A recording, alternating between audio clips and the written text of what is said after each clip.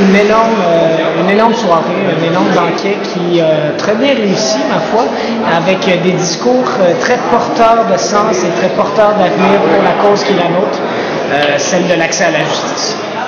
Parce que dans le fond, qu'on soit à droite, à gauche, au centre, au milieu, en haut, en bas, l'accès à la justice, c'est quelque chose de primordial. Il y a Lucien et moi sommes membres du conseil d'administration. Lucien le préside. Donc, on travaille avec ces jeunes. Puis, trop souvent, on dit que la jeunesse ne fait pas grand-chose. Alors, quand on voit ces jeunes, moi, ça me donne beaucoup d'espoir.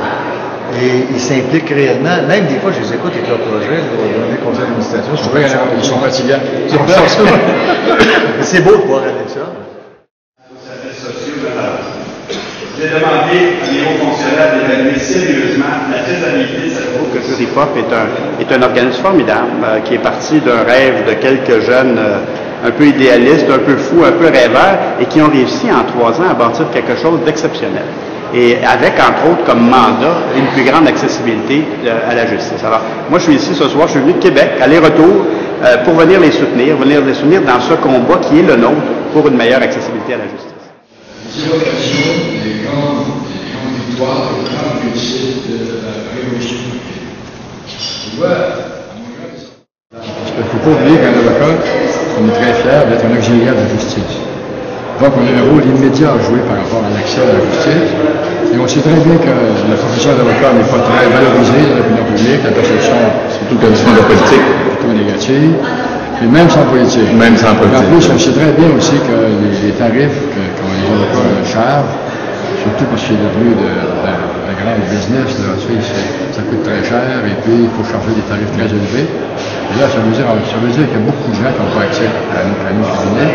Alors, c'est important que la profession se mobilise, travaille de ce côté-là. Je vous lance le défi de convaincre l'ensemble des avocats de l'importance d'assumer ensemble de meilleure façon notre responsabilité sociale. Que pensez-vous de l'implication des avocats dans les causes comme la vôtre, dans les causes pro bono? Est-elle suffisante?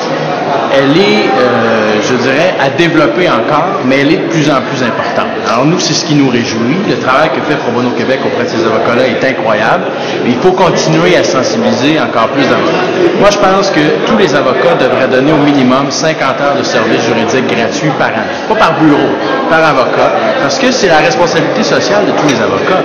Et là, quand les avocats chargent des tarifs importants, ils créent aussi un problème. Alors, c'est la responsabilité collective de s'assurer que tout le monde puisse avoir accès à un avocat également. Alors, il va falloir travailler, continuer à travailler fort.